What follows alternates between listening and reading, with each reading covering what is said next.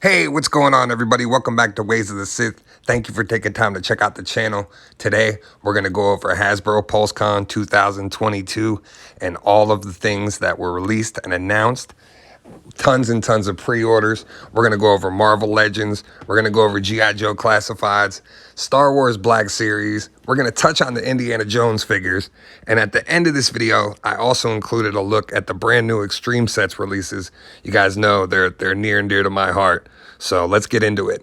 So let's kick things off with Marvel Legends. Ryan, Dan, and Dwight unveiled a lot of really cool things and some figures that I know a lot of people were really waiting on. First off is Banshee. Finally, you're able to complete a lot of teams with this Banshee figure, and of course, he's got a screaming head, unlike Siren that came out previously. We also got announced a Spiral on this retro card. She looks fantastic with these 6 arms. Like, such an incredible figure.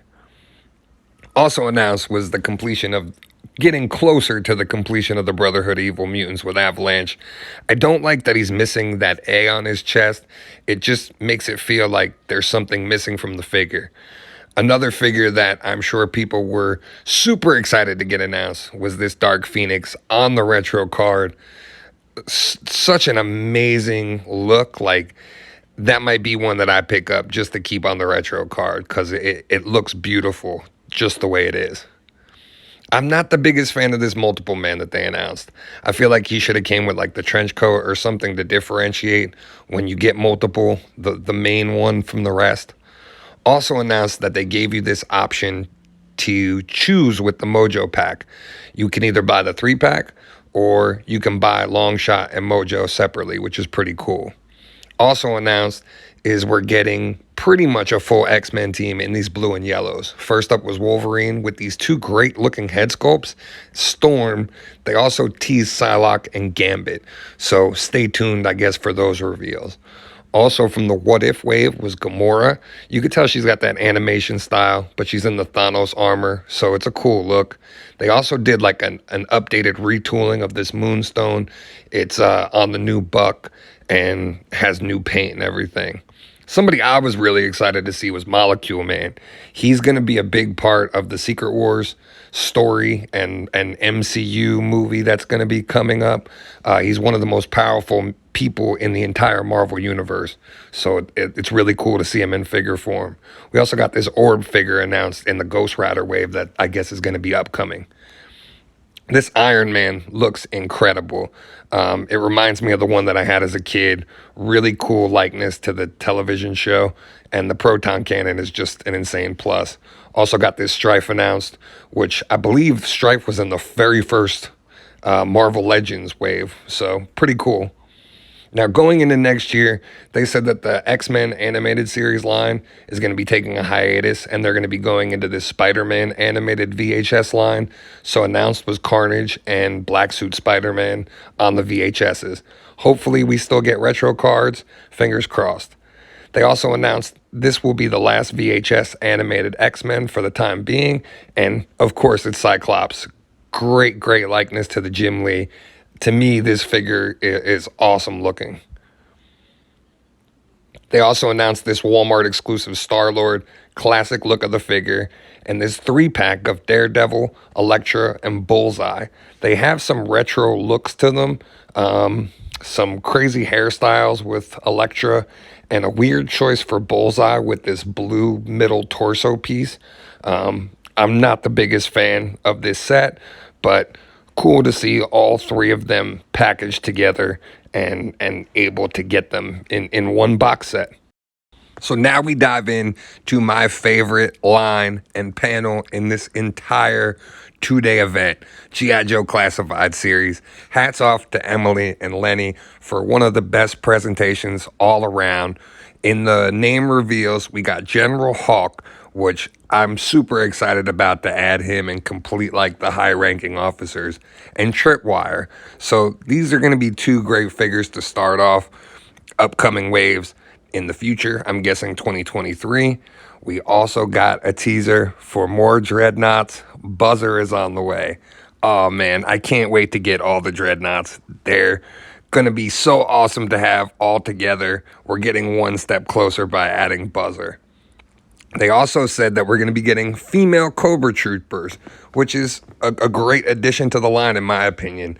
Hopefully, we can maybe eventually get some female Crimson Guards as well, which would be really cool. Also, we got our first tease that we're going to be diving into Snow Patrol.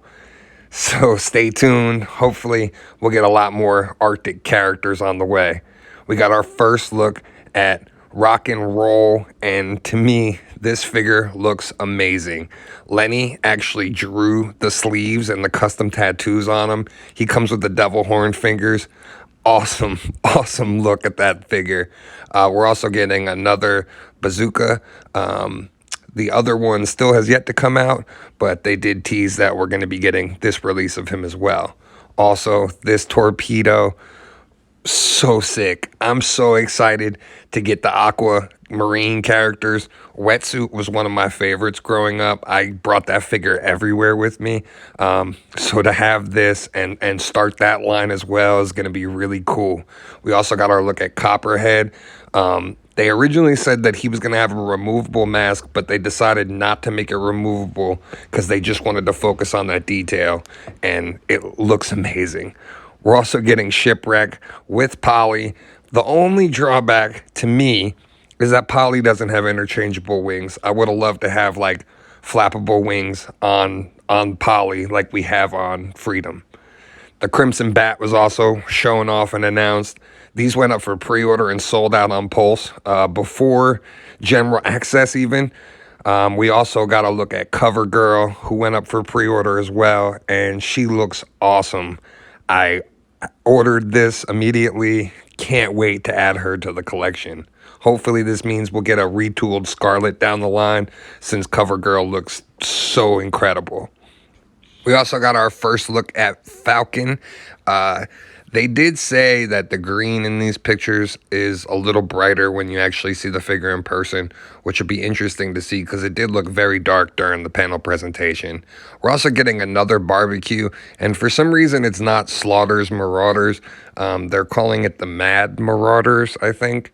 Not a figure I'm really interested in, probably the least exciting reveal, but we did get this awesome Outback. So now we'll have Old Man Outback and the classic Outback that we grew up having. Looking forward to getting this and adding it to the collection. They also showed off some stuff from the Hiss Tank, the look at the female Cobra Trooper that comes with the Hiss Tank, and this awesome Cobra Commander. Hopefully we get a single release of him on the retro card. And probably the most sought after item in all of PulseCon, the thing that sold out immediately once general release went live, was this Serpentor. Thankfully, I was able to get it. This was the one thing I was most looking forward to in the entire pre-orders and exclusives that went up. This set is amazing. It already is going for 3 times the amount on eBay and second seller markets. So it's insane to think that that sold out immediately. And then up next was one of the panels I think everyone was excited for until they saw Patrick on their screen. Seeing Patrick and this Star Wars team on Indiana Jones, it broke my heart. First, it made me excited thinking that they were leaving the Star Wars team and going here.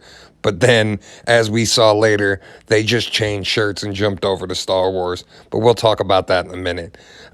These Indiana Jones figures were shown off. They are similarly tooled to the Star Wars Black Series figures with single joint articulation, which just seems odd. They did get alternate heads and hands, which is something shocking to me since we can't get that in Black Series, but they're the same price. Explain that to me, Hasbro. And then, like I said, they changed shirts, came over here, and delivered probably the most underwhelming presentation of all of them. I was really disappointed in the Black Series team. Like, we've come to be most of the time, but this was just really disappointing since all the other teams knocked it out of the park. We got this Andor, which we already knew from the 2-pack exclusive with B2 that we were getting. They also announced that they were doing it as a single release. We're getting this Luthen figure. This was kind of disappointing to me because I would have thought that this would have been a traditional deluxe that we could have maybe swapped, especially seeing that they got heads and hands in the other indie series, we couldn't do that here, apparently. We're also getting a Bix from Andor. This is a cool looking figure. She comes with like a data pad. It looks good to the actress, but still cool to get Andor figures while the show's going on. I guess that's the plus and the good thing you can look at. We're also getting this Mon Mothra, so finally you could start to complete some of the hierarchy in the rebellion. Hopefully Bail Organa be on the way, and I'm also hoping that this sculpt means we're going to get a Duchess Satine. Keep your fingers crossed. Axe Wolves was also announced. We knew this figure was coming. We saw reveals of it a while ago. This is the last figure in the Darth Maul wave that should be starting to hit soon. People in other countries are starting to get it already. I'm not going to cover the Return of the Jedi releases because it's all repacks, but this is the one new figure out of all of them, and I'm happy to finally add a Wicket. I love the Ewoks. Wicket was my favorite Ewok, growing up. I loved the Ewok standalone movies, so it's cool to add him and hopefully start building a little more. Also, more pipeline reveals were showed off. I'm not sure if these are archive or if these are for the Return of the Jedi wave, but we are supposed to get a fully new retooled R2 and a new Vader with a removable mask, which should be cool, but almost a waste if these are archives. There's plenty other figures that need to come out. We're getting Pike Troopers from Book of Boba Fett as one of the pipeline reveals. Also revealed was Cad Bane from Book of Boba Fett. This one will be cool to have, especially since we just got the last version. I kind of figured another one wasn't too far behind, especially with him popping up on the show. Also, we're getting the Tusken Leader from Book of Boba Fett. So some Boba figures finally starting to hit almost 2 years after the show is over. They announced that they're doing a Clone Wars anniversary, so hopefully that means some more Filoni figures from the show. It's my personal favorite, so it would be great to finally get some more figures, from the show and from that timeline. All right, so now we're going to get into the Extreme Sets releases. I know it's not part of Hasbro and PulseCon, but Extreme Sets released some of their teasers for their new pre-orders that are going to start to be going up. A lot of wrestling stuff that they packed into this, some new locker room and backstage, some new ring mats, as well as a whole arena setup. Really cool.